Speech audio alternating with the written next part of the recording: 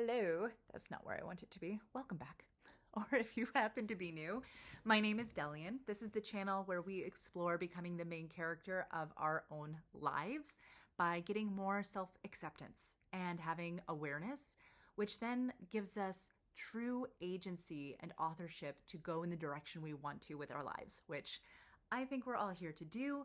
And one of my favorite ways of being able to have access to all three of those things is astrology.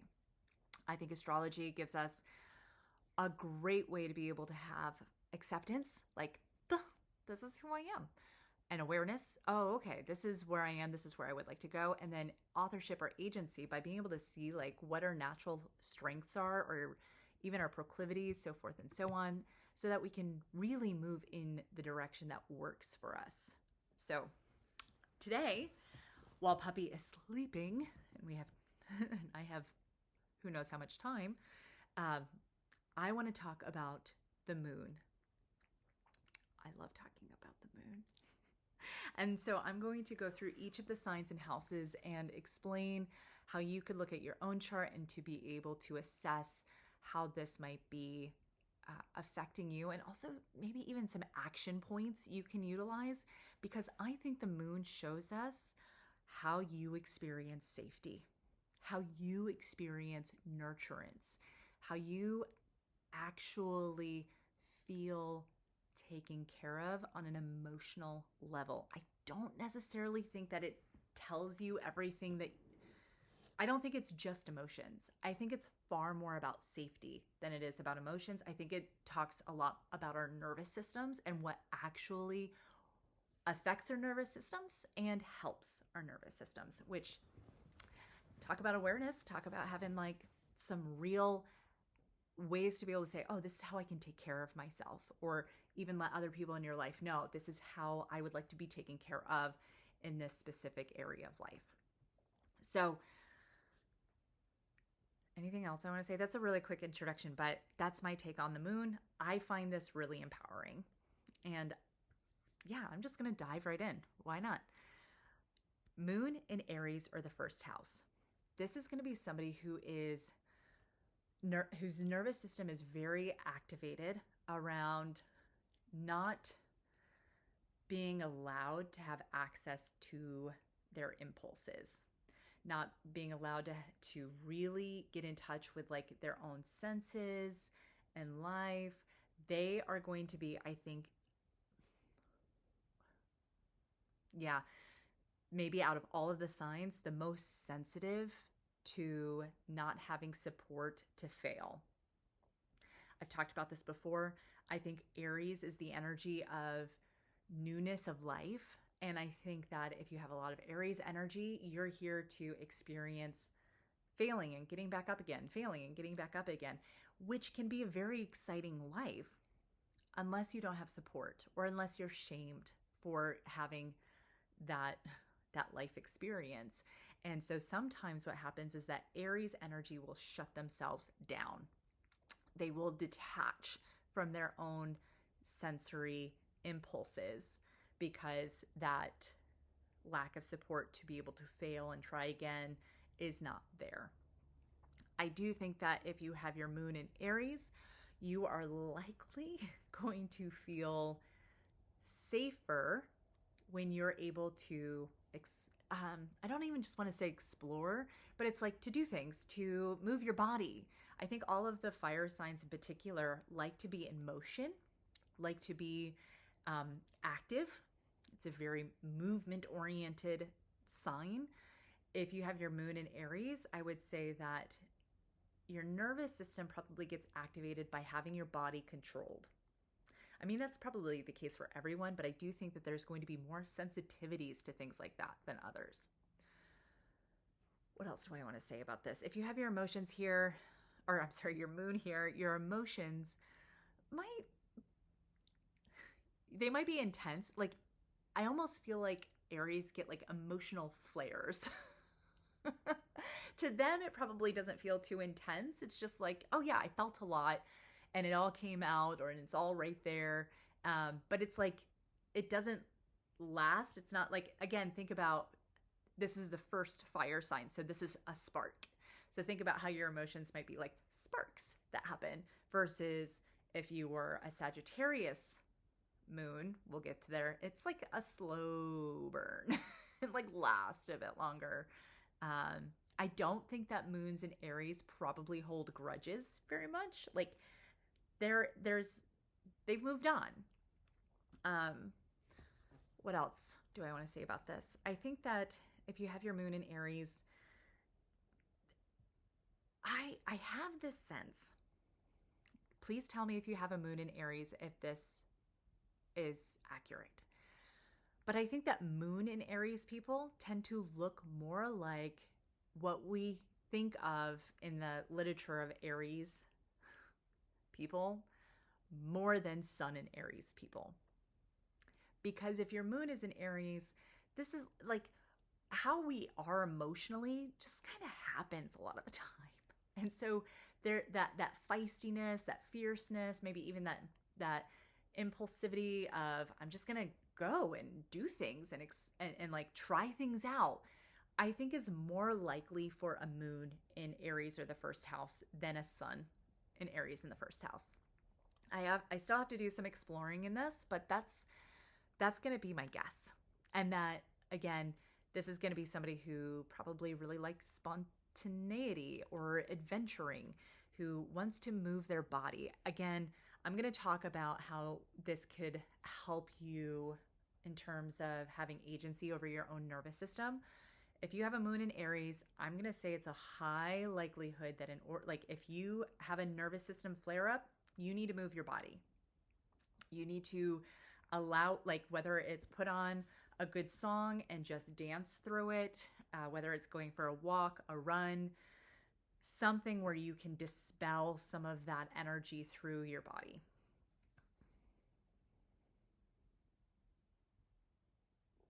And be aware too that you might inadvertently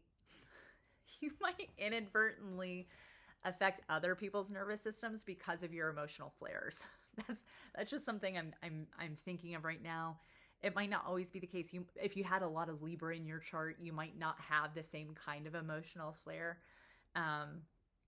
because you might just be more cognizant of how you affect other people. But there is a possibility that your emotional flare-ups, which might not feel like a lot for you, could feel a lot like a lot for other people. So that's just something to have in mind.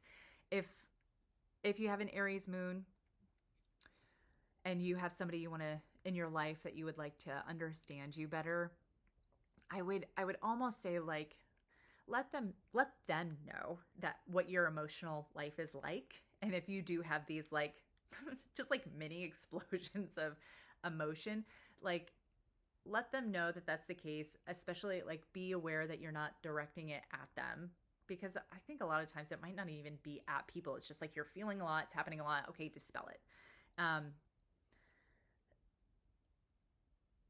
Just have those good conversations. I think that that's one of the really fun things about understanding ourselves, is that you can sit down with people that you love and be like, hey, this is where I'm at. This is how I operate. And therefore, this is how I would like us to be together. And make sure you look at where their moon is too.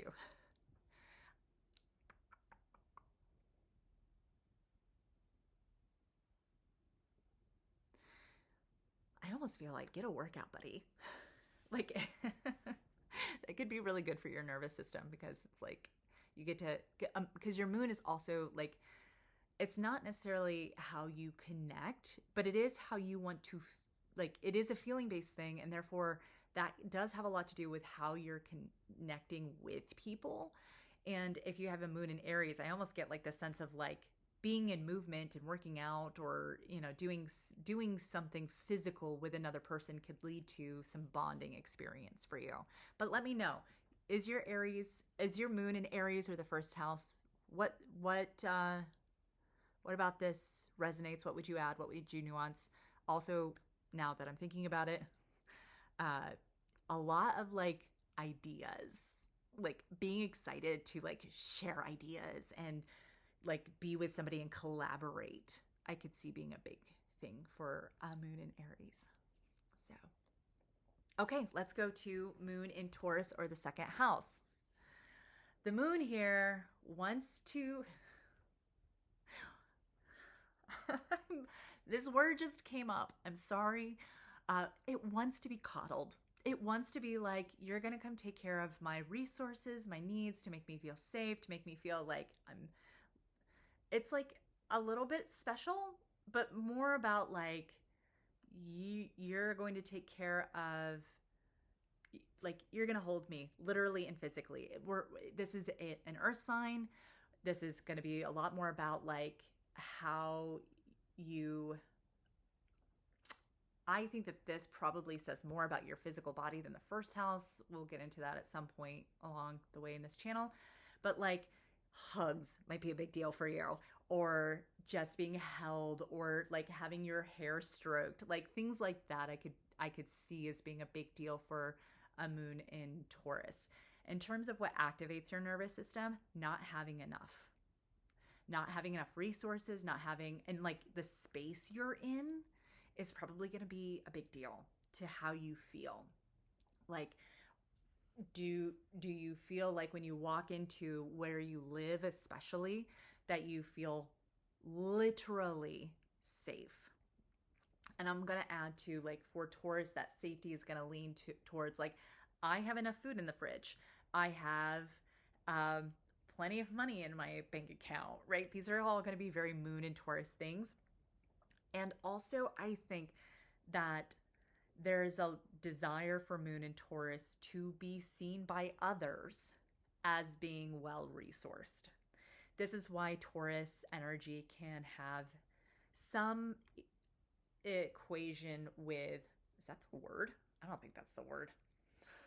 Some attachment to being like luxury based, because Taurans, I think, really do desire respect. But I think they desire respect because it is signified by how they are well resourced. And so there's like, if you have your moon in Taurus, like, you might be the person who's like, who knows the designer clothing, or who knows the designer who has like that special ring, or you want to potentially show others how you are well resourced.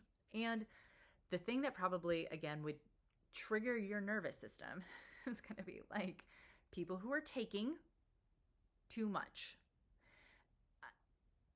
people who are over relying on you for monetary things, for you having to like step in and be like, okay, I'm going to take care of this for you kind of energy. Like people who do that too much, because here's the thing, you're an earth sign, your moon is here. Chances are you have a certain level of reliability, even though this is a younger earth sign.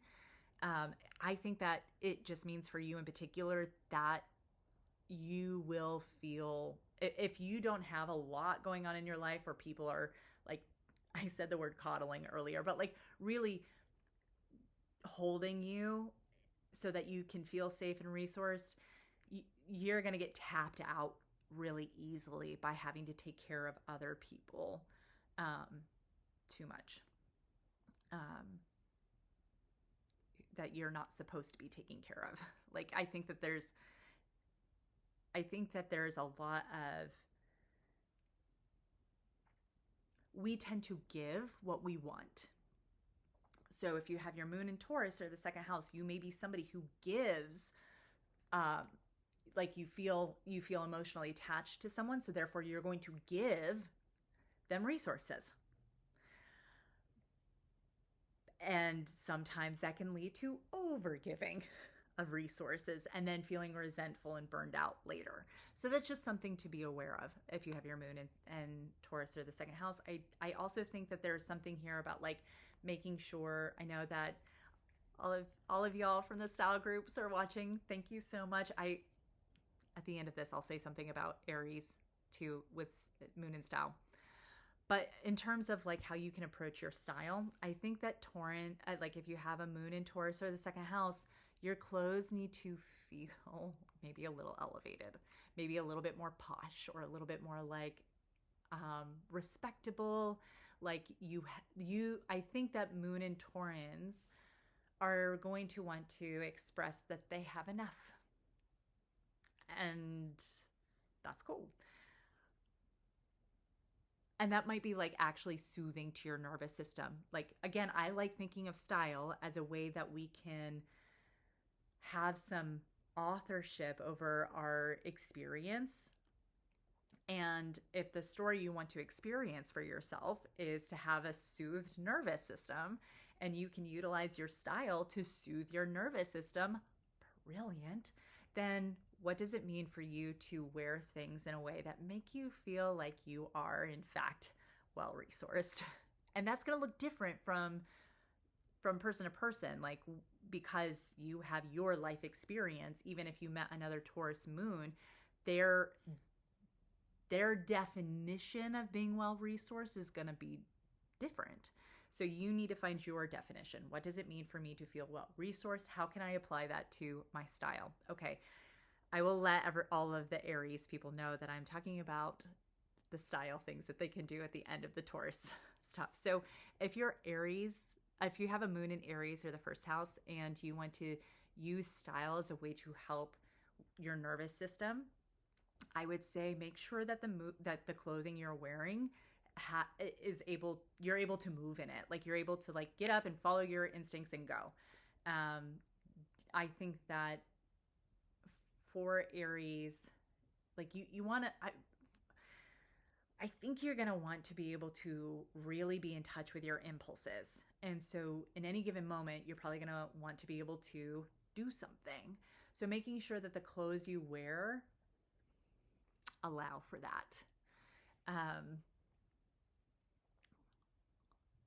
I think that for Aries moons, that there's also a need to be like, you might want to be seen as somebody who is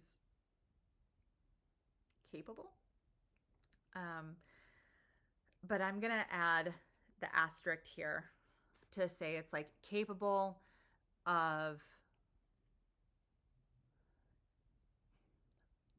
following your impulses. You don't want to feel stuck or trapped or out of touch. It's more of out of touch. You don't want to feel out of touch with what's going on for your body. And so for you, when you wake up in the morning and you're getting dressed, it's going to be like, okay, what are my impulses? How do I feel? And then letting some of that be a part of the conversation of how you approach your style. Because again, if you're not in touch with your senses, your nervous system is not going to be as chill. So, okay. Let's move over to moon in the third house or Gemini. Your nervous system and how you feel safe is going to likely be directly correlated to being able to learn, being able to gather information, to be able to work your brain, right? We're in an air sign now. So this is going to be about how your mind is working, how you're able to process thought, how you can communicate. So for you, being able to communicate ideas or communicate what you're learning, to be able to, I think that if you have a moon in Gemini or the third house, the likelihood that you need to process out loud might be higher. There's a lot of conversation around moon in an air sign where it's like your feelings often come out as thoughts. Like you have a feeling, but it gets translated really quickly through your mind. And this is why sometimes if you have a moon in an air sign, there's some extra work that tends to need to happen in order for you to get in touch with your feelings, because you're going to want to just quickly move them into your head. So that's just a little thing to note, because for you, feeling safe is going to be like, okay, what can I like, you want to know that no matter what, you can rely on your mind, that you can learn new things, that you can be able to communicate those things. Also, I want to say that a moon in Gemini tends to like see problems with people and think that the answer is, oh, I just have to explain this to them. That it's the only reason that they would be doing something that's not in alignment with what might be better is because they don't understand it fully yet. So there's a, let me just explain this one more time. And that should do the trick, when that's not always the case. That's not always the reason somebody is doing what they're doing. And then I think that Moon in Gemini, being able to have like conversation with people is something that's really helpful. I think that you might have like a knee-jerk reaction to being interrupted, but that you also might be an interrupter because you want conversation to flow. But sometimes if people interrupt you, your nervous system might go, that person doesn't want to hear my thoughts. And really what you might be thinking or experiencing is that person doesn't want to know my feelings. So that might be something to be on the lookout for. And having just noticing that for you, feeling safe with people might be directly correlated to how easy conversation is, how much you can explore new things together. If you can go up to a person and be like, hey, what do you think about this thing? And it could be about anything. But you want somebody who's willing to engage in exploring new ideas and learn, and very specifically ideas that require a learning. So in terms of style, I think that if every day, something that might be really fun for you is to make sure you're implementing what you're learning into your style. So because your moon in Gemini is going to be, I think that if your moon is in Gemini, you might, like I was saying earlier, you might not be as in touch with your feelings. You might not be as aware of your feelings. And therefore, you might, in your style, over rely on what you've learned in how you get dressed. And there just might be a little bit more work you could do around getting in touch with what you actually want to feel like in your outfits, in your style, and then use the style information to support how you want to feel. But this might be a thing for Moon and Geminis, and let me know if this is the case for you. Is you think you will get to some feeling by strictly following what you've learned. And I do think it's important to implement what you've learned as a Moon in Gemini, don't get me wrong. But I think that if that's not going to uncover automatically how you want to feel, and so therefore make sure that you're not outsourcing how you actually want to feel to systems. Maybe do a little journaling about how you want to feel. Sorry, not sorry. All right, let's go into Moon in Cancer, or the 4th house. This is the home of the Moon. This is Moon is the ruler of Cancer. So it's very comfortable here, but sometimes it can be too comfortable. So this is going to be somebody who is probably on the more sensitive side, who probably feels things very deeply, but also is very aware of how everyone around them, specifically in their family group, whatever group that might be, chosen or otherwise, that they're very aware of how all of those people are feeling and how they're all feeling with each other, and then they're basing how they feel on how well all of that is going. This does mean that they are very good at being able to, I think, read a room emotionally, being able to take care of other people's emotions. And also, I think that their nervous system is most likely to get activated if there's disharmony in their home, in the family dynamic. And again, that family could be one person in their life, that could be a group of people. It's just that where they belong, the people that they belong to, are going to have a big impact on how okay they feel. I will say that I do think that there's probably some work to be done around interdependence here. This could be the person who takes on the emotional labor in dynamics. Don't do that. Like, do make sure, and the reason might be because what they want is they want everyone else to feel okay so that they can feel okay. And that's actually manipulation. However, with that, there's an incredible amount of strength, and the word was just there and now it's gone. But there's a lot of natural gifts around being able to soothe the emotions of people around them.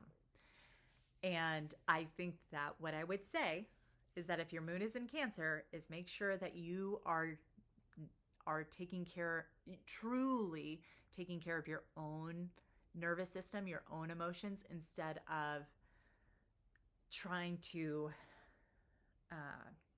control the environment and the people around you and their emotions so that your emotions can feel fine. You want to get some resilience around how your own nervous system works.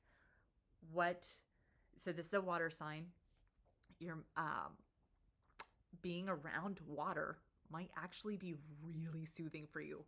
Put on some water sounds, take a bath, drink water, right? These might be the things that if you're not having that in your life, if you're not getting enough water, if you're not surrounding yourself with water sounds or actually being around water, you might find your nervous system is more easily activated.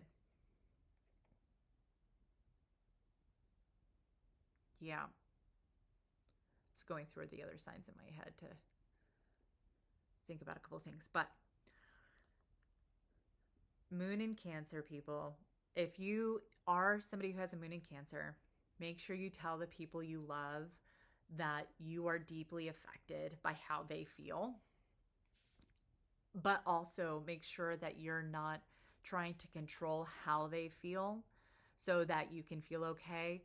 You doing some real work around creating some structures in your life so that you can have your emotions without feeling like you're drowning in them or that you're swept away in them.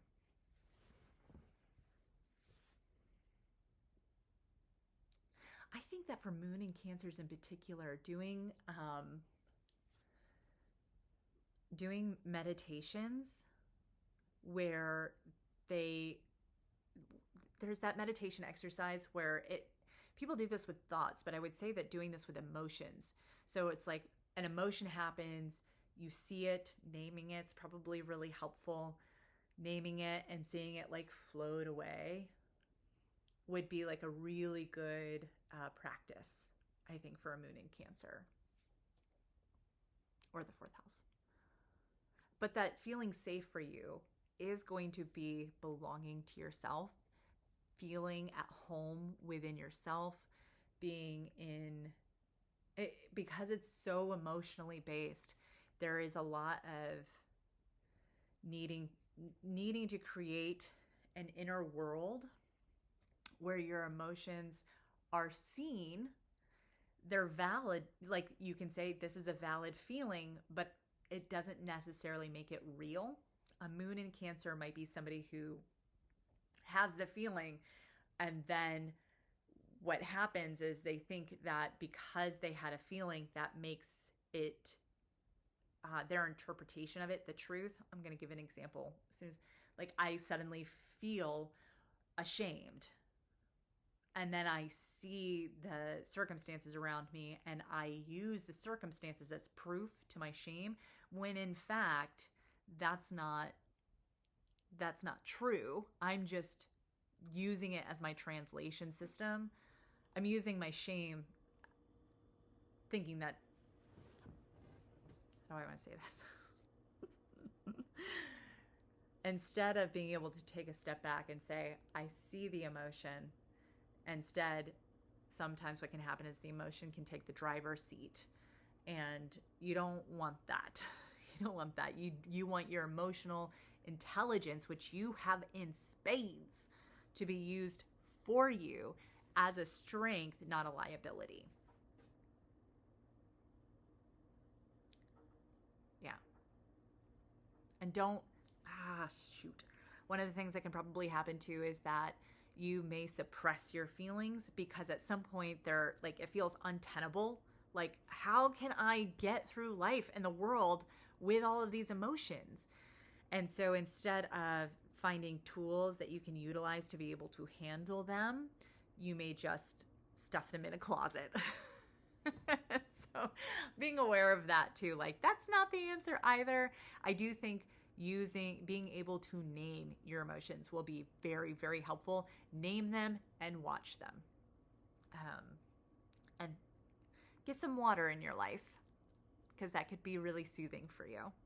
Oh, in terms of style, if an outfit doesn't make you feel like you belong to yourself or that you feel at home in yourself, that's going to be a big red flag that outfit probably isn't right for your nervous system.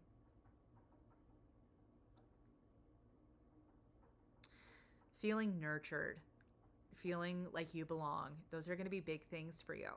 And sometimes, like, having people in your life that can do that for you is brilliant. Make sure you appreciate them. Make sure you love them. I'm sure that you do. Just realize that you are also here to do that for yourself. I will get off my soapbox now. Okay. Let's move Moon into Leo or the 5th house. Your sense of emotional safety is probably going to come from being able to express your creativity. I think that Leos want to make things, they want to create things, they want to express themselves. And if this is how your emotions work, if this is how you feel safe and nurtured, those are things you're going to need in your life. We're back into a fire sign. We're back into some, I think that if you have a moon in Leo, we're going to see not quite as short and intense as Aries moons, but for Leos, it's going to be like more like fireworks. They last a little longer, your emotions, and they tend to be bright and they tend to be big, but then it's like they kind of just like float away, right? And so what that I'm just using a metaphor for what I could imagine how your emotions express themselves, and letting people know that might be the case. And also, I do think for all of the fire signs that, being able to move and get emotions out that way is going to be really helpful. I think that if your moon is in Leo, you need to be making things that bring you joy. Joy, joy, joy. Leos are all about being in touch with your joy, and that being able to express your joy is going to be what probably makes you feel safe. So again, if you have somebody in your life, this is a great time to be like, hey, when I'm singing my silly little songs, I'm not trying to be dumb. I'm just like going through the day, and I'm like, I saw something that makes me feel joyful, and now I'm just going to sing about it. And it makes me happy if you allow for that and maybe even engage or say something nice about it. Those are going to be very Moon and Leo kind of things. Like, I do believe that Leo energy wants to be seen for what they made, right? It's not that they just want to be seen to be seen. They want to be seen for what they made, right? And so if you have a moon in Leo, chances are the people in your life, what you want from them is to be able to say, I see you in what you made. And I think it's cool. I think it's fun. And to encourage that. I do think that I do think Moon in Leos or the fifth house are going to have a desire to make light of their emotions, that they might say something like that they may want to stay on the positive side of the world, right? Like if they feel grief, they may be like, nah, no, I'm not gonna feel that. That's not necessary. I think that they really do tend to get hyper fixated on being joyful. Again, not necessarily a bad thing until you ignore some of the things that you need to experience in order to move through it, right? Emotions are just information, right? It's not, we have a feeling, it shows up, and it's here to tell you something. And I think, and I'm not totally sure about this, but I think that it probably is sharing one of two things. One is, hey, this is your translation of events. Or two, there's an injustice or a disconnection or something bad might happen. And so therefore it's trying to help you prepare or to mend or to fight for. You know, it's calling you into action to remedy something. So if you ignore some of that information, you might not do the things you need to do in order to go in the direction you want to go in. So with your Moon in Leo or fifth house, make sure you're creating, make sure you're expressing yourself in whatever way makes that brings you joy. I haven't done this for all of them, but if you have your Moon in Leo, go grab a piece of paper or grab your phone to be able to talk into or sing into because you feel like it, and say or write the word joy and make the list of everything that brings you joy and see how you can create things in your life that are in alignment with those things. You know, because could be totally different. You could have your Moon in Leo in the sixth house, which we'll get to in a second, and working out or being healthy might be the thing that brings you joy. And so what you want to do is you want to create healthy recipes and like really fun, vibrant workout routines, right? That could be totally a Moon in Leo in the sixth house. And if that just happens to be your moon, please let me know if this is true. But yeah, I think that being able to notice what you want to make and do and what brings you joy is going to be a big deal. In terms of your style, your outfits, I think you could put on an outfit and know pretty instantly if it's going to work for your nervous system because it's either bringing you joy or not. Because style is an expression.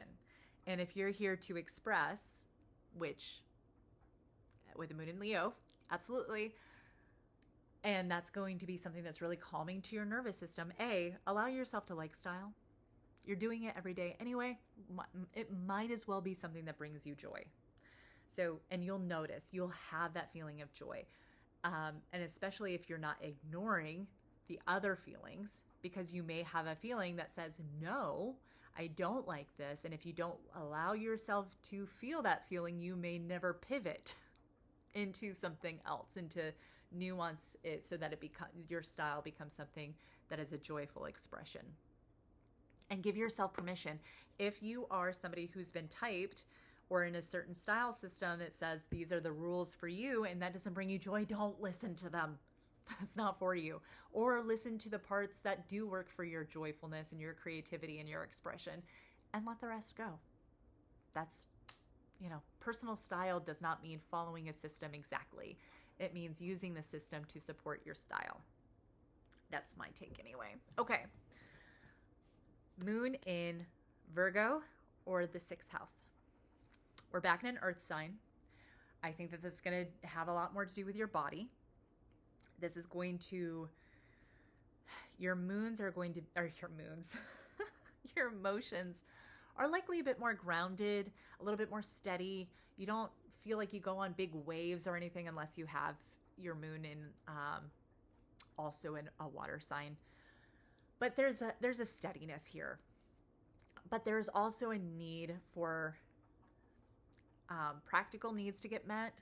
This is a little bit more like where Taurus is going to be a little bit more extravagant.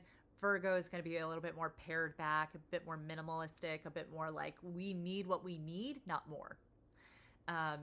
Like, ooh, this is a good example. Like, you know that there's those people who will see a shelf in their house and their nervous system gets activated if it's empty.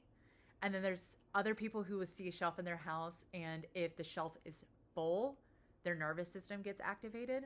Like, Taurus is going to want it full, more likely, and Virgo is going to want it pared back, minimal. Like, what I need is there, but it's going to be not overflowing. Like, less is more for a moon in Virgo. And I mean that like in the practical world too.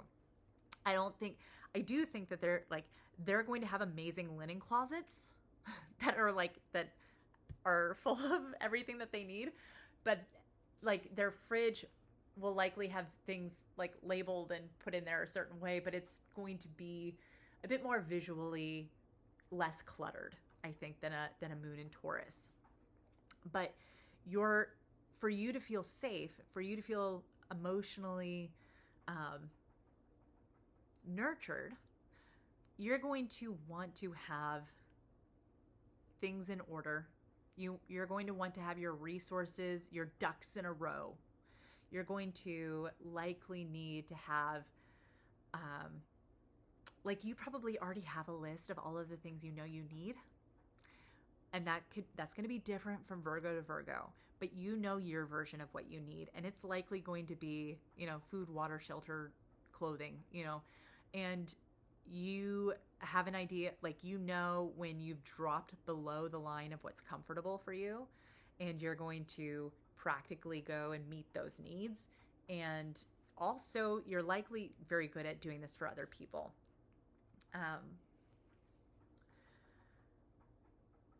Virgo, moon and Virgo people are probably going to emotionally take care of others by being very practically focused. They're going to be the person who's like, oh, this person is feeling sad. I will take care of this practical matter in their life. I'm going to make sure that sorry that this popped up, but it's like, I'm going to make sure that they have the warmest pair of socks for this winter, and that's the gift they send.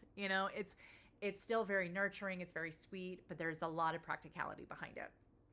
And one of the things I will say for all Virgos, if you have a lot of Virgo energy, you are here to make sure that you take some of that energy of taking care of other people on a practical level and direct it towards yourself first, so that you can take care of other people more effectively, more efficiently. Again, 6th house or Virgo, more 6th house. So, make sure you look and see if you have your moon in the 6th house.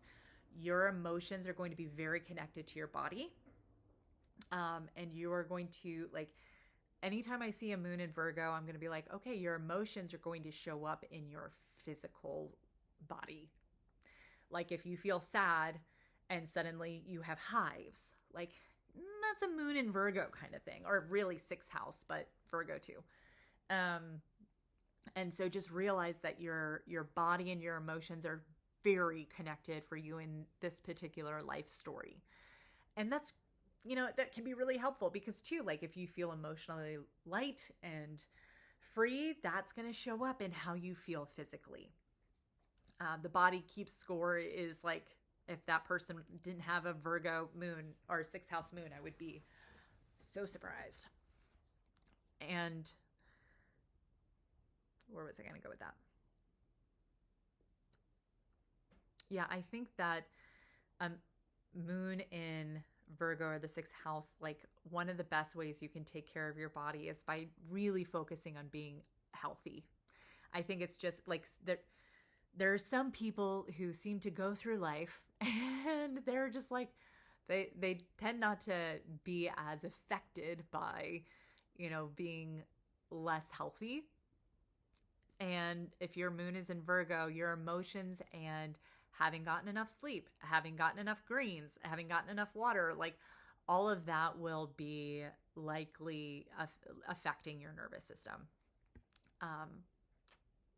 So choosing to like really take care of your body every day in little ways. It doesn't have to be extreme. We don't want extremes here. We want like daily, consistent, loving routines for ourselves. But definitely going like, okay, what's a routine that like really does take care of my body without taxing me?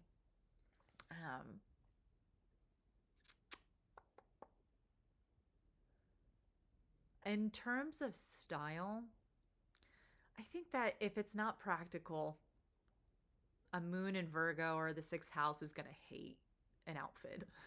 And like practical can be different based on whatever environment you're going into. But I do think that this is a thing that you should respect in your life story, is that a certain level of practicalness is likely important to you. Because I think that your feelings are going to be like,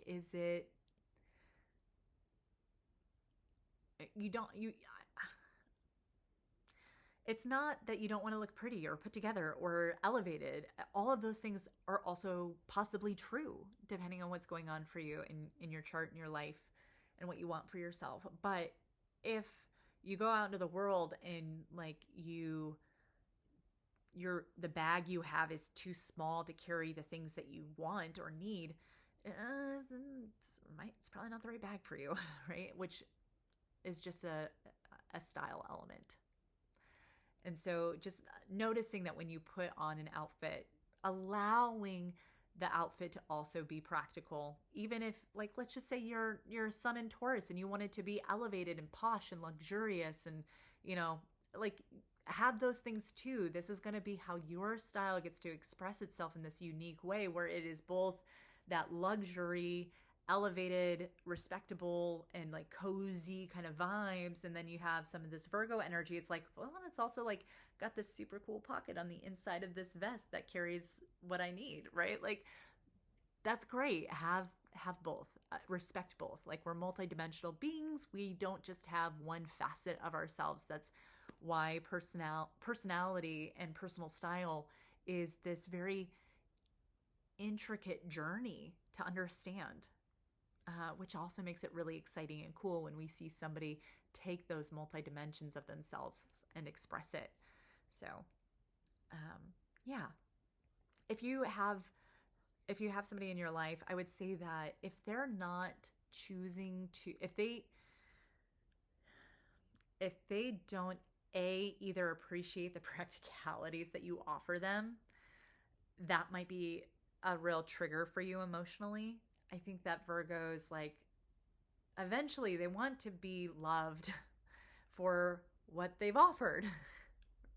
And just letting people know in your life, like, hey, I know it might seem like I just automatically do all of these things. And yeah, I pretty much do automatically do all of these things. But it would be nice if like you mentioned how you appreciated it or how it affected you positively. Because again, we're talking about emotions here. Okay. Let's go on to Moon in 7th house or Libra. Moon in 7th house or Libra. We're talking about somebody whose nervous system is going to be very affected by social harmony, by people being equal, by people getting along, by justice and fairness, that they're going to be very affected by the people in their life, understanding them, communicating well, choosing to see the goodness that we could all be and, kind of rise to that. I do think that we're back in an air sign. So your emotions might be something that you naturally translate into thoughts. And it may be a good process for you to be able to be like, oh, what am I feeling? Versus just going right into thinking with it. And I have this moons in Libra, I think, have this propensity to merge with people around them because they want to not not make any chaos or ripples. I think that when we see in the literature, in astrology, that Libras are harmonious and they want everyone to get along and they don't want to ruffle feathers. Okay, I don't know any suns in Libras that are like that, but I sure as heck know moons in Libras who are like that. Most suns in Libras I know are like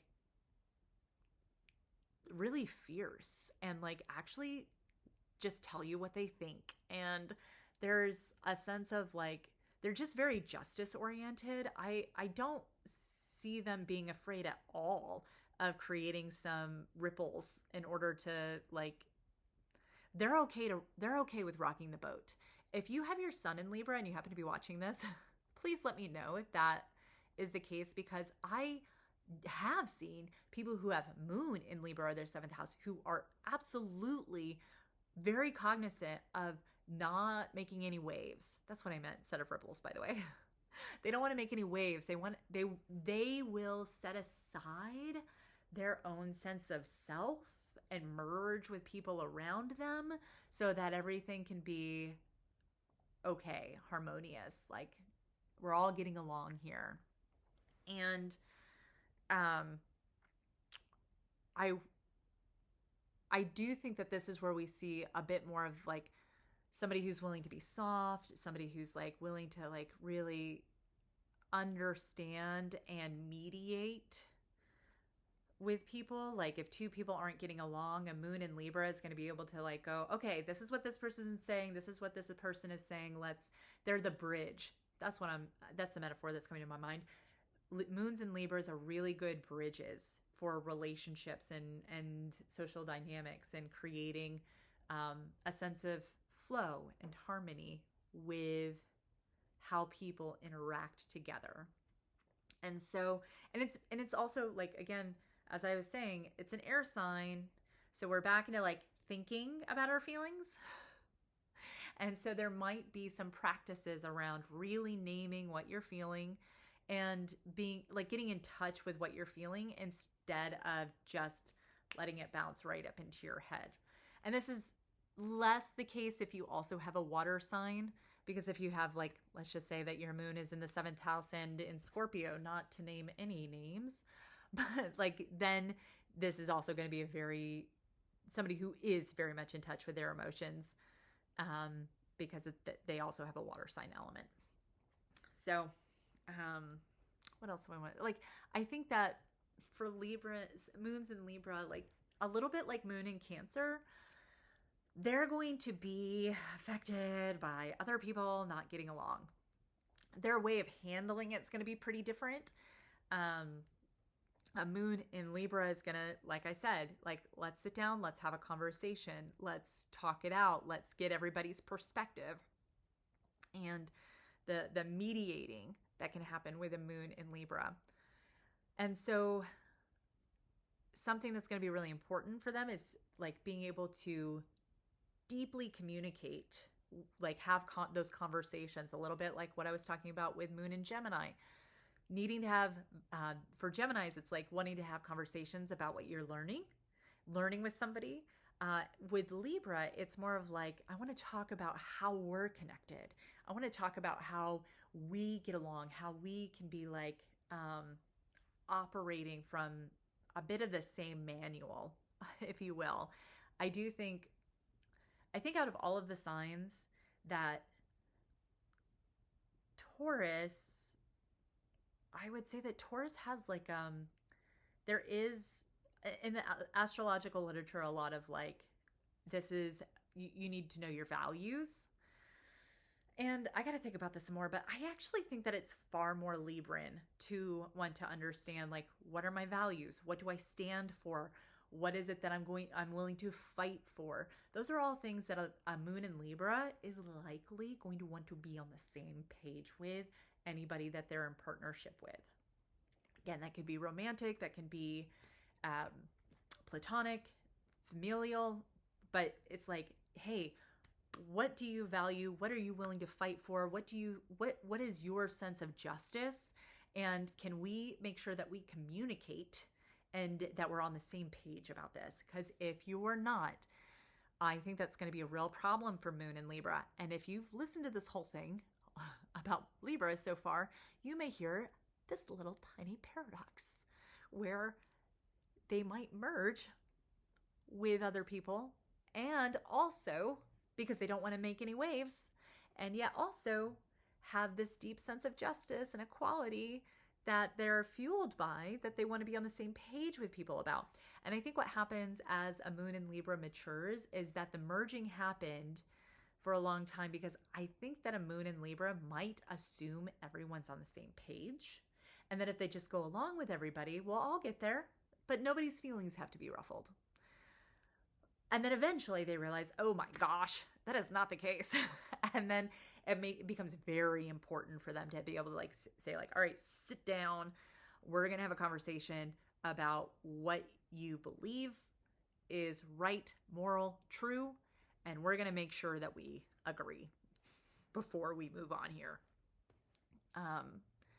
And in terms of style, I think that that dressing ethically is going to be a big thing for moons in Libras, like people who just understand that style isn't just an expression of their identity in terms of how it looks, but also like, where did the material come from?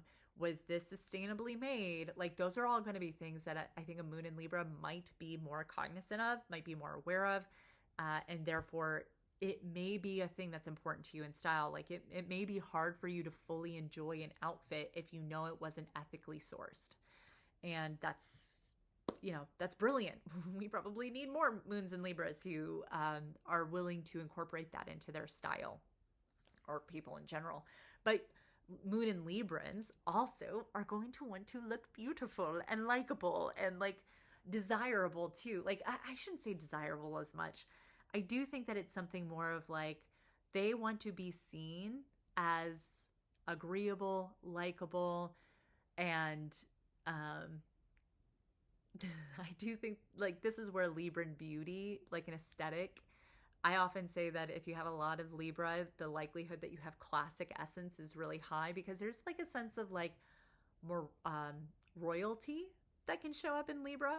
That's like it's a bit of a reserved royalty sort of vibe.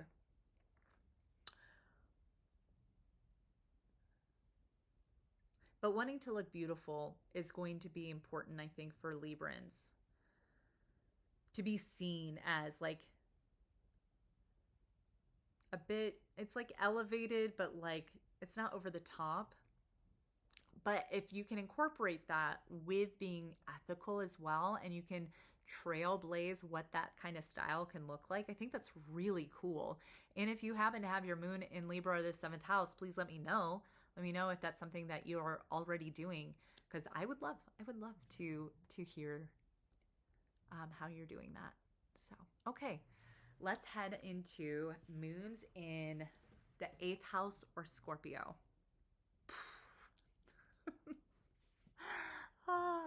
So we're back into a water sign. So the moon here is going to be extra intense with the emotions. I think that the moon represents emotions less than water signs. I think water signs really represent emotions, but the moon affects your water, right? Like that's what it's literally doing to the earth. It's affecting how water flows. And so when a moon is in a water sign, it's like heightening the emotional experience. So if your moon is in Scorpio, chances are you have intense, deep emotions. You want to know and understand how your emotions are even working. Where are they coming from? And it's like if Cancer's water is like a warm pool, or like even a bath at home, Scorpio is like the hidden lake inside a mountain, right? It's like dark, it's mysterious, it's almost unavailable to the world at large, but it is brimming full of deep, dark, taboo like emotions and feelings. And with your moon here, essentially, for you to feel safe, you need to feel like that well inside of you is not a scary place, but rather a place you're capable of managing and handling and even discovering and moving through. I think there's one of two ways a Scorpio moon will react to life in general and to their own emotions, is that they will either say, too dark, too scary, nah, no thanks, and they will cover that up with humor, sarcasm, wit, whatever they can find to be like, we're not going there. Or on the flip side, they'll see that and they will dive as deep as they possibly can, because they don't just want to, like, it's not to have the emotions, it's to be able to uncover them, understand them, to shed some light on them. This is why Scorpio moons often are into like psychology or personality systems, anything that can help explain all of these deep, dark, intense emotions that are happening, that they often don't feel in control of, that they feel like that they are the ones who are going to want to figure it out so that they can deal with it. That's why I think that Scorpio moons in today's age, with all of the information available, like, they are, that in and of itself is going to soothe their nervous system.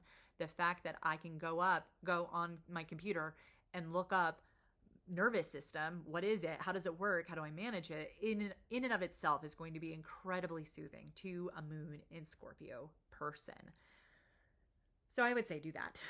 Make sure that you like truly see if you can understand how emotions really work, right? Understand where they come from. What are they here for? If you haven't already, read Atlas of the Heart by Brene Brown. If you're a moon in Scorpio and you've already read that, please leave that in the comments below. That would make me so happy. And so this is going to be somebody who is very gifted at sitting in the deep, dark places with other people. This is the gift you give to people, is that when they are going through the roughest, scariest emotions, it doesn't faze you. You've been there. You've seen that, probably worse. And you can hold that space for somebody else without necessarily having to fix it. I do think that because moons and Scorpios tend to gather the information about how their inner world works, that they can also offer information, but they don't have to. Not unless you have like your moon also in Gemini or the third house or something, then you might have an impulsivity to do that. But there is this ability to be like, yeah, that grief that you're having to sit with, I'm here for you. I've got you. I will say this for all of the water signs, that there are two kinds of empathy. I've just learned this in the last few weeks. There is, I don't even know what the word for it is, but there's the empathy that is when you're around somebody who is experiencing deep, dark emotions, that you also take on and feel those emotions. That's not actually helpful. You're now just stuck in the same place with them. Then there's cognitive empathy, which is you and maybe you even still feel their emotions, but then you can compartmentalize that or let it move through you. I've had to learn how to do this. This has been like real work for me. But like, instead of just feeling everything and then suddenly just being in the same feeling with them, I still get hit with what somebody else is feeling generally. But this is what I do. I allow it to move through me. I like literally imagine that it's like a wave that's going through me, and then I let it leave.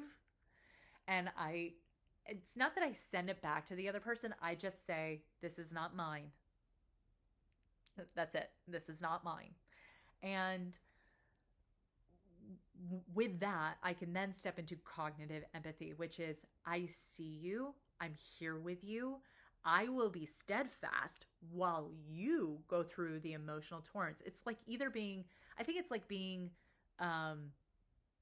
like a rock in rapids, right? Like they're going through the rapids, you're the rock, and they can potentially use the steadiness of you while they're going through that. It's essentially having a calm nervous system while somebody else can go through it, and they just know that they can do that because you yourself are calm and steady and can handle things while they move through that deep emotion.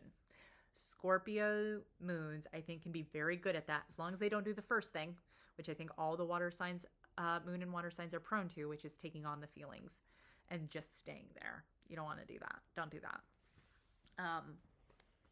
If you are going to do no. Like if you have a water moon, chances are you feel everything around you so deeply. Like you walk in a room and it's like, whoa, I can feel everybody else's feelings. I don't think you're going to stop doing that. It's just finding tools where you can like I said, that what I do is like, I just imagine it's a wave that's rolling through me and I say, this is not mine.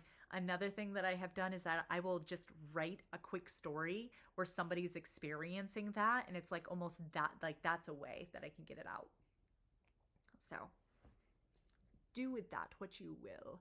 If you want to talk with somebody who is in your life, and you have a Scorpio moon, you may say something like, hey, I have like really deep, dark emotions that are really intense at times. And I know that I may show up emotionally intense or sarcastic and witty and humor filled in order to not have to feel these things.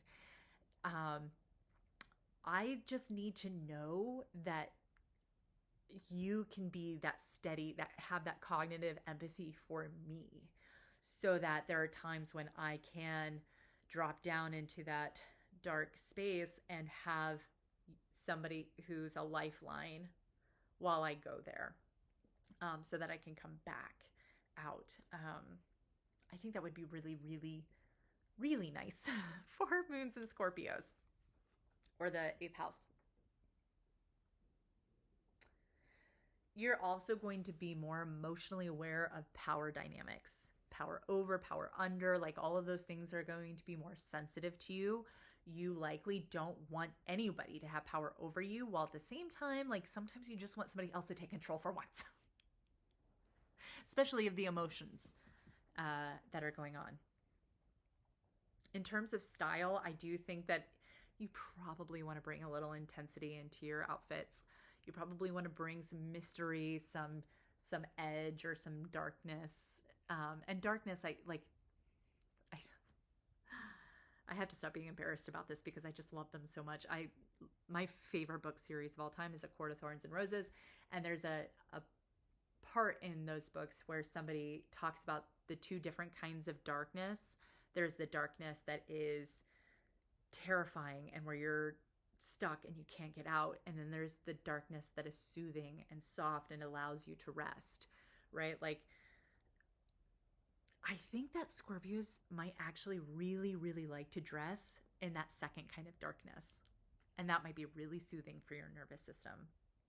Also, like I said, with moons and Cancers, being around water, drinking enough water, and also like having water sounds, like anything like that could be really soothing for your nervous system. I have to remember this because I keep forgetting. Also, this is totally just for my curiosity's sake. If you have a moon in Scorpio, can you tell me if you're afraid of water, of like being in water that you can't see through? I would love to know if that's the case. Okay.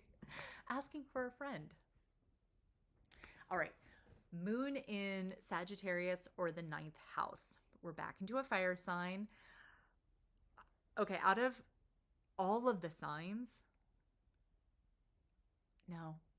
Okay, so we just got done with the first part. The signs, Aries through Virgo, really. I think that these all are going to be less likely to hold a grudge. However, I think that if, as you move from Libra through Pisces, the likelihood that you hold a grudge goes up.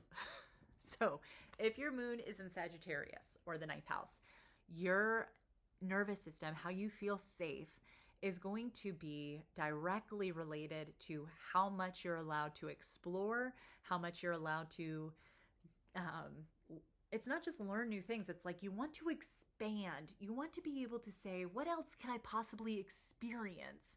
You know, you're going to be the kind of person who might get a lot of like emotional safety or even nervous system regulation by like having like every Friday night you're going to explore a new recipe when you make food, right? Like you want to be expanding your experiences, whether that's traveling, whether that's new restaurants, whether that's new books, whether it's new philosophies. Like there's just this sense of like allowing yourself to try new things, see new perspectives, be around new people, learn a different language, right? I think all of those things are going to be very soothing to your nervous system. We're again back into a fire sign, the most mature of the fire signs. This is your emotions probably show up as like a slow burn, right? Think of a fire in a fireplace. This is going to be, for Aries, I talked about like sparks.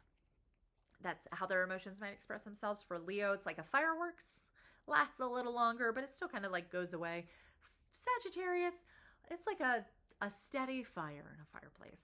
And so I do think that Sagittarius moons tend to be warm, tend to be even like somewhat inviting. I think that as with all of the fire signs, they prefer to be on the more positive side of the emotional scale. But at the same time, there's like a humorous maturity of like their way of dealing with with life is to be like, let me tell you a story about this fun thing that happened, or this one time I experienced this, or those are going to be some ways that I think that a Sagittarius moon will showcase their emotions. Is like, I got a story for that. And then, wanting to, like, if you notice that your nervous system is activated and you have this moon, I would say make sure you haven't closed yourself off from learning new things or exploring new places or getting to expand your knowledge about whatever. I mean, it literally could be something as simple as like going to the library and closing your eyes and picking a book in a section you generally don't read from, right? Like there are really fun and interesting ways to take care of our nervous systems when we have this awareness and acceptance of how we work, which is what I think astrology does. So a Sagittarius moon, sometimes they might be called flighty, but not because they're flighty, but because they just are jumping. They want to jump to different places. They want an adventure partner. They want somebody who says, can we go and explore new things together? They want like a group where they're like, hey, I found this new place. You want to come? Right? Like they are the journeyers through life. And so if you want to make a moon in Sagittarius have the nervous system activated, by the way, don't want that. But if you have a Sagittarius moon in your life and you're like, why are they so activated? Are they feeling stuck? Are they feeling like they can't try new things? Are they feeling like the walls are closing in on their ability to go explore?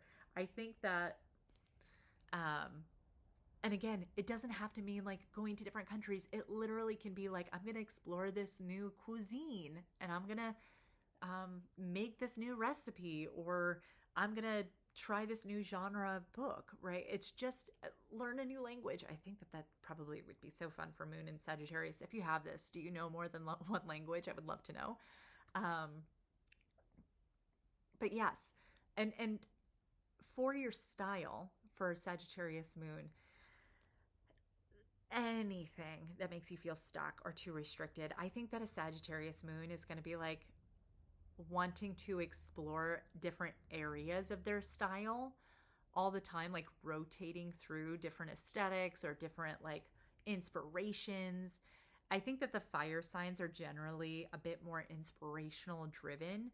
You want to feel the spark, and you want to be able to let that light of your own inner fire kind of guide the way. And if your moon is in Sagittarius, it's like, what, when you open up your closet, like, what adventure do I want to go on today with my style? And if when you put on your outfit, you do not feel adventurous or exploratory or expansive, it's not the right outfit for you today. Not if you want your nervous system to be chill, you know? And just noticing that if you put on an outfit and you feel too restricted, if you feel stuck, if you feel like you're not allowed, that might be a really good indicator that whatever that outfit is, or pinpointing what part of your outfit is making you feel that way, that's not the right, like, now you know, now you understand. Great, you explored this new thing. You understand how this feels and how it's making you feel. And like, now you can move away from that and towards what brings you closer to your own truth. This is the thing. Sagittarius energy is about exploring and expanding so that you can really cultivate your sense of truth. Your how, like, you don't want certainty. Certainty is not truth. Certainty is a choice that you want to experience. Sagittarians probably don't ever want to feel certain. And if you're starting to feel certain, then you need to open up a door in some area of your life so that you can allow some fresh air and ideas and experiences come through. And this can relate to your style. Also, if you want to calm your nervous system, dress adventurously. Whatever that means for you. Maybe you ask yourself, what adventure would I like to be open to experiencing today? And dress accordingly. That could be so fun. Okay, please let me know. Please let me know if you're a Sagittarius moon. What did you wear today? Did it make you feel adventurous? And if so, why? What about it made you feel adventurous? Okay, moon in the 10th house or Capricorn. Boss energy. We're back into an earth sign. This is going to be, emotions are going to be moderate, more steady, a little, there's no big flare-ups, right? There's just, unless it's an avalanche, in which case, watch out. But this is going to be a far steadier kind of emotional experience.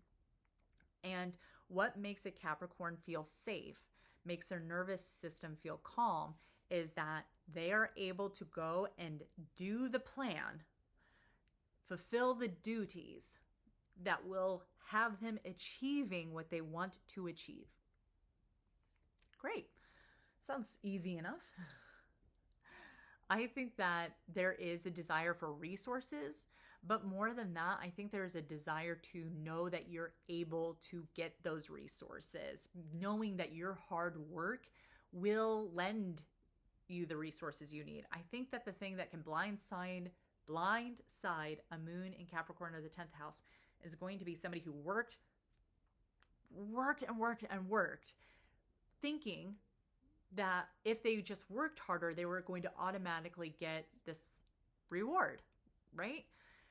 And sometimes that's not how life works. I mean, I think it should, but it doesn't. Sometimes you might work really, really hard and suddenly you're laid off or something happens, and, you know, like, life is not as fair as it seems like it should be. And a moon in Capricorn would probably be very, very, very affected by this. And so, because again, it's like what they feel is that if it's a simple equation, I work hard, I get this result. This is going to be the person who, let's just say that your moon is in Capricorn, and also let's just say I wanted to say first house Aries, but let's say the 6th house. And this is a double earth sign moon situation. And you're like, okay, I want to be healthy, because again, the 6th house rules health, I think, physical health. And Capricorn's like, okay, I want to be healthy and I'm going to work my ass off to get healthy. And then after 3 weeks of doing that thing, they're trying to figure out why they don't have the results, why they're burned out, why, like, working harder does not necessarily equate getting the results. Because in that scenario, you need to actually probably work less hard in order to get the results you want, which is, you know, a weird mind F to Moon and Capricorns, I think. But there is, like, your emotional sense of stability might be wrapped up in what you achieve, even your career, what your vocation is, whatever you've decided that to be. It could be monetarily related, but it's definitely resource related, whatever you have assigned as the most beneficial resource. And there's a lot of Moon and Capricorn is going to be very duty focused. They're going to be very reliable. And as I have said with both Taurus and Virgo, the other earth signs, I think that there's a propensity here of a Moon in Capricorn being the one that everybody else relies on for security, like material security. And again, not that that's a bad thing. I think that you probably tend to be a bit more stable. Just don't be high functioning codependent here. Don't be the person who takes care of others to the point where they then they don't have the musculature to take care of themselves in that area. You want to be support without being coddling, which will be, each sign has their own version of that.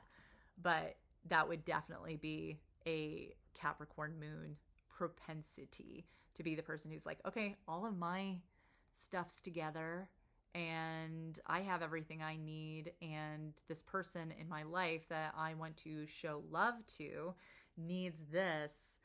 I will just give it. I'll just make it happen.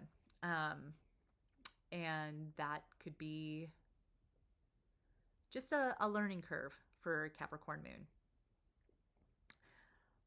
I think that there is a desire to, again, be successful, to have achieved, to have done the work, and then to be seen for what you made happen.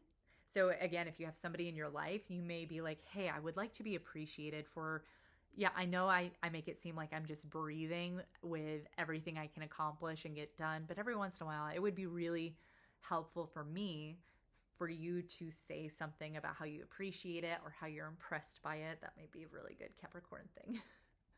Please be impressed by me. And just acknowledge how hard I work and how that benefits you.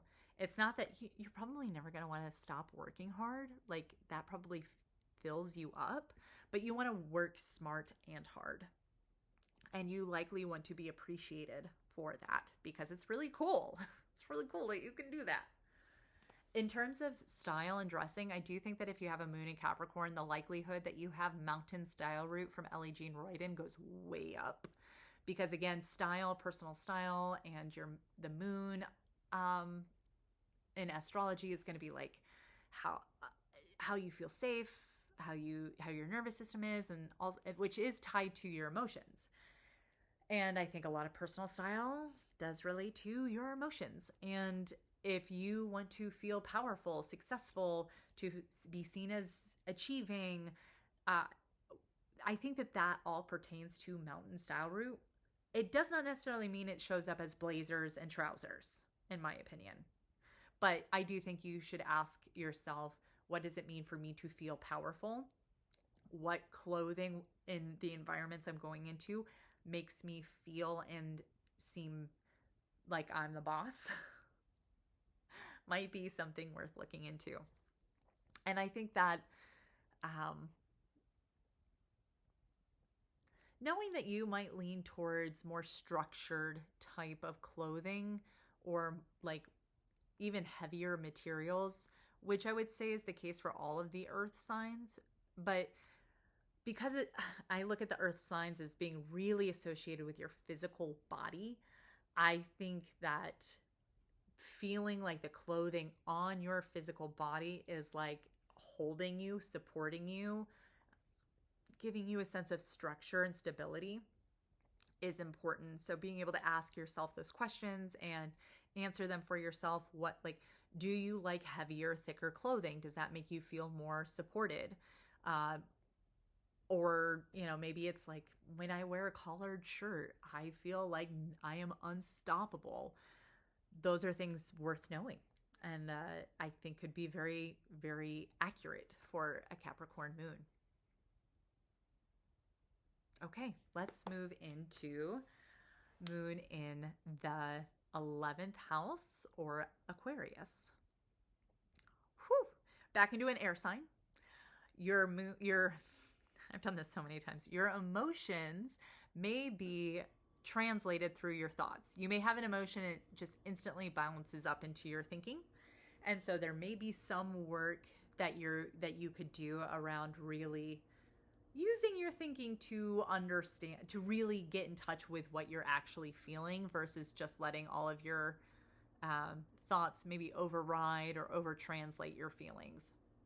Like, sometimes you just need to feel something, and that's okay. And I think that, I'll talk about that at the end with the personal style bit.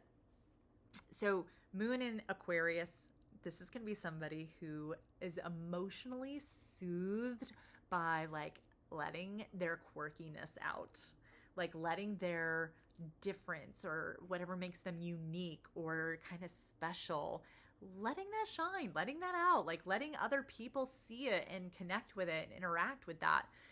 Or even just like knowing for you yourself as you move through the world that you're allowed to express this uniqueness, this difference, this quirkiness.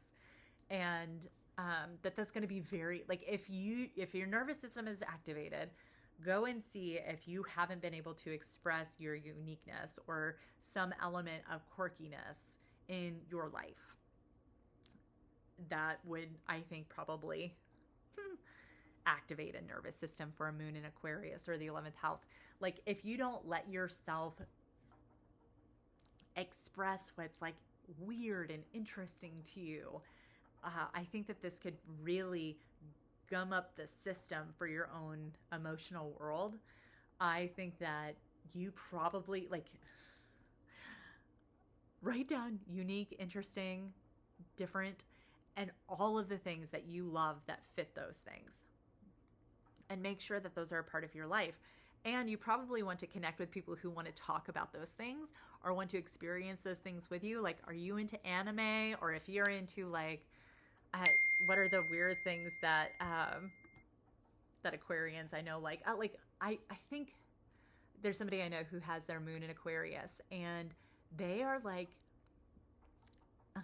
they really like drawing fantasy maps, right? And they're really good at it.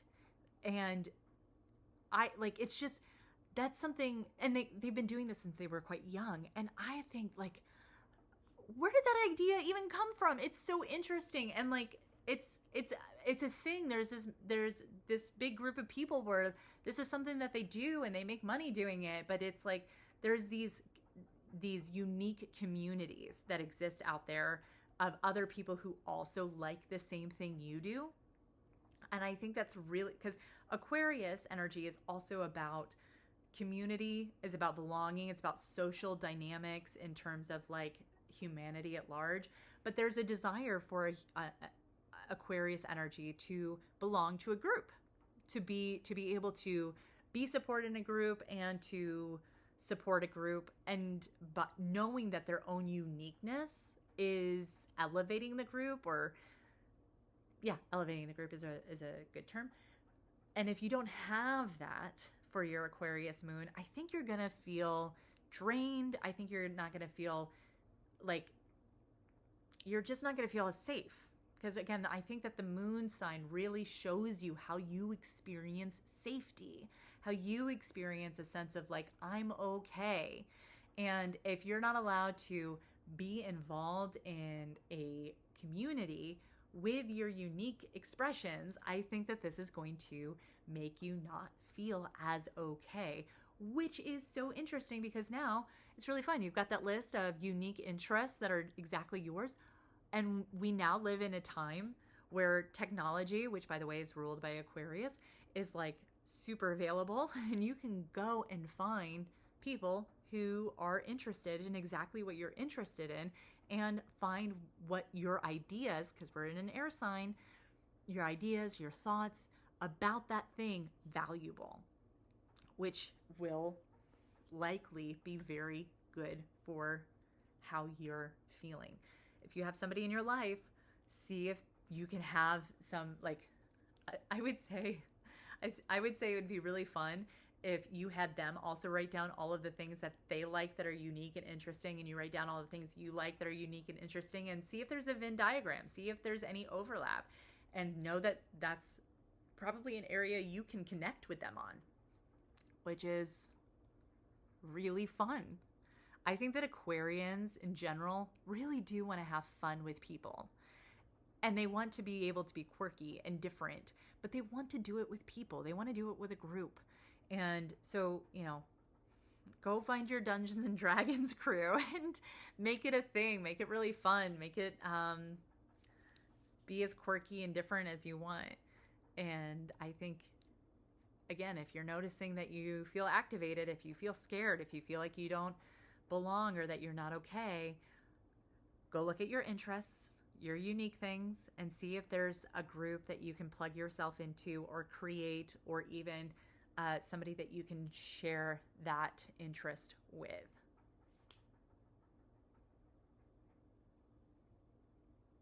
Okay, in terms of style, I think the likelihood that you have the sun style route or the flower style route goes way up if you have your moon in Aquarius, because I think that Aquarians really want to be kind of different, kind of trend forward in terms of like almost making new trends before they even happen. But I have noticed a theme where a lot of Aquarians seem to have flower as a style route, which I just think is interesting. I can't quite, maybe because flowers are so unique and but they grow in a community or a group. I don't know. It's just interesting that I've noticed this with several people now so far. But if you, when you get dressed, do not feel unique, different, interesting, this is probably going to put a damper on how okay you feel in that outfit. And it might not look different, quirky, or unique to anyone else, but you will know for you whether or not it is. So being able to define that for yourself, being able to honor that part of yourself in how you express your style, I think it's going to be important. I think it needs to be part of the conversation. And if for some reason you have something like, let's just say that you have, excuse me, your moon in Aquarius, but then you have 7 planets in Capricorn, there may be many parts of you who are vying for being a bit more structured, professional, put together, and you have this moon in Aquarius who's like, but what about me? Make sure you're also listening to your moon in Aquarius. You don't have to let your moon in Aquarius override everything, but they do need to be a part of the conversation, especially since I think this is related to your nervous system. And one of the most powerful things I think we can do in this day and age, if not ever, is to show up with a calm nervous system. And, or even, I should even say this differently, with a strong nervous system.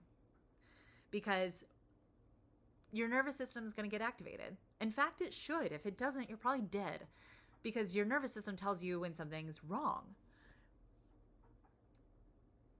But what we don't want is we don't want to not be able to use our nervous system to support us in the direction we want to go in. If we stay in a nervous system activation all the time, that's when we see real issue. We want to use the information and then calm and soothe ourselves and move forward. Also, I haven't said this for all of the signs, but if you have an air moon sign, chances are breathing exercises are going to be really, really, really helpful. Okay. All right. Moon in Pisces or the 12th house. Final water sign. Essentially, this is going to be somebody whose nervous system is activated when they feel disconnected from their own sense of divinity, or even when they feel like somebody around them isn't connected to their divinity, that there's not like this emotional sense of like beauty and awe and wonder and connection, and like we're all here together and let's all love each other. Like a Pisces moon is going to be really like, what the F is going on with all of these people who are just mad at each other when we could be loving each other instead. And I have said this specifically for the water moon signs, is that I think these signs tend to be the most likely to be manipulative of their outer environment, of the people around them, because their emotions, their nervous systems tend to be very affected by how other people feel, that instead of creating that musculature of being able to soothe themselves and be able to say, hey, okay, yeah, I feel that I'm scared or I feel activated, I'm going to do these things to really help me, or that, you know that you've got yourself, what they'll do instead is try to make everybody else feel okay all the time so that I can also feel okay. Like that is going to be very exhausting and is not going to make you any friends. And also likely makes you the emotional, what's the word? I've said it like a bunch of times, but it's the person who's taking on the emotional weight, the emotional burden, the emotional responsibility of everyone around them. And then it makes it so that you are being high, I've been talking for so long, I'm losing my words. But as high functioning codependent in the terms of taking care of people's emotions, to the point where now those people don't know how to take care of their own emotions. And also you might not be very good at taking care of your own emotions because you're just taking care of everybody else's all the time. So moon in Pisces, nervous system definitely activated by like people not getting along and loving each other, not being connected to their own sense of divinity. Not like sometimes too, like moon in Pisces might get like really activated if people pull them out of their fantasies. So I think a moon in Pisces is going to have a high likelihood to have a really rich fantasy world.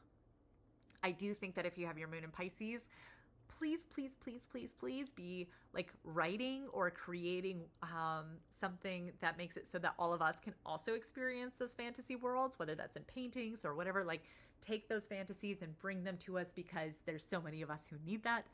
But I think there are times when a Pisces has a fantasy and they're living in that fantasy and somebody pulls them out of it, and that could be like really jarring. Like, what? No, thank you. I would rather stay there. Like, please no. And so like if you have somebody in your life, you can sit down and be like, hey, the things that make me feel really safe, or like when I can at least have this chunk of time where I indulge in fantasy thinking, and like I'm going to create this really fun book or this painting, or I'm going to redecorate the room in this fantasy style because Delian really wants to see it. Like that could be really helpful, so that, because again, you managing your nervous system, I think, is everybody's responsibility. Understanding your nervous system, I think, is your responsibility as well. And if you understand that your nervous system gets soothed by being able to be involved in some kind of fantasy and being able to like bring it out into the world, or even like read a fantasy book or anything like that, those things are going to be soothing for your soul, soothing for your nervous system. And so making sure that you have time set aside to do that without getting lost in it. I think all of the moon and water signs have a propensity to get lost in their emotions. And that's not effective. That's not helpful. We want to be able to see our emotions, to be able to understand our emotions, to name our emotions, but not to be swept away in them. I think that Scorpio and Cancer, like if the Cancer is a bath at home, Scorpio is a hidden lake in a mountain, Pisces is like it doesn't even exist, but this is the metaphor, a warm ocean of pure beauty and love that anybody and everybody could just go and dive into and be healed and feel like that they are connected to love, right? That's going to be very moon and Piscean kind of energy. Like that's how they want to experience their own emotional state, which can be tricky because we signed up for being humans for a little while, and that's that doesn't get to happen all the time. So being able to, again, I think that Pisces moons are going to do really well with like either guided meditations or breathing through and naming their emotions without getting sucked into them, right? You want to be able to use your emotions to support your life, not to essentially accidentally drown in fantasy and never live. That won't be very satisfying, and it doesn't actually indicate a strong nervous system.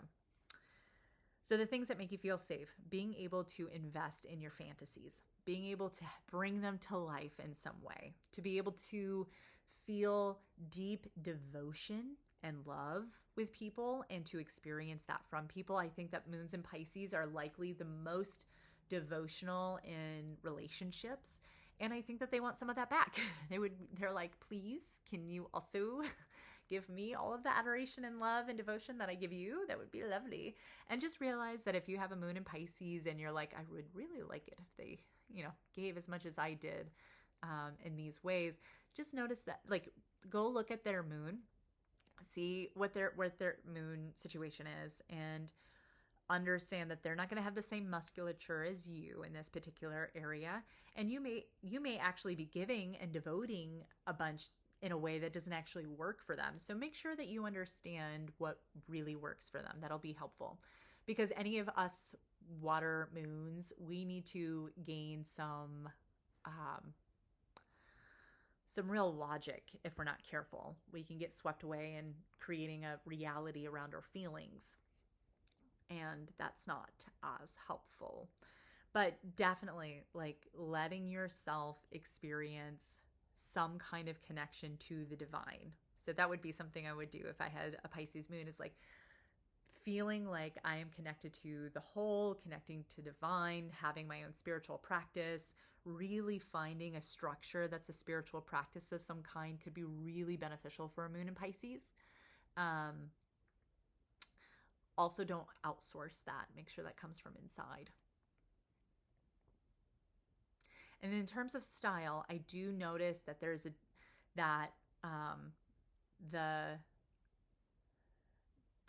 is a desire for like romance. I think out of all of the water signs, actually, Pisces wants romance. They love love. And so I think that they're likely to dress like very sensually soft, that they're going to want to be seen as like angelic in their style. If you have Pisces moon, please let me know, because I think that's awesome. I want to see your outfits, please. If you haven't already, join the Facebook group that we started to be able to talk about personality and style and how we can incorporate both. But like moon and Pisces certainly is going to be very much about like being not quite of this world. Some like being able to take that fantasy. I would do that. Write the word fantasy, write down all of your fantasies, all of those feeling states that are like the perfect magical thing, and ask yourself when you get dressed, does this elicit any of those emotions? And if so, brilliant, lovely, wonderful, incorporate that. And if not, maybe find something. It could be something small too. Maybe it's like a little sparkle in your eyeshadow. It doesn't have to be huge. I really do think that small and steady, and how we incorporate all of this awareness and knowledge, is the most effective way to be able to really curate and cultivate our own authenticity. So, okay, we have wrapped it up. We have gotten through. If you've watched this whole thing, kudos, you get a gold star, just like instantly. And if you have found this valuable, please like, comment, subscribe. Those are all incredibly helpful. And out of all of those things, please comment because I love hearing from you. I love it so much. And what else do I want to say? Oh, if you want to have a style astrological reading, I do offer those. I'll make sure that's in the description below. I also do other readings, so I'll put those in there too. But I love doing astrology readings. I just think it's so fun because I really do believe you're here to be the main character of your story. And when I pull up your birth chart, it's like I get to read about you being the main character of your story and how you operate, what your life journey is going to be like and everything. Oh, it's so fun. I love it so much. So if you're interested in that, info will be in the description. And now I'm going to go drink a ton of water because this moon in Scorpio girl needs it. All right, I will see you all in the next video. Bye.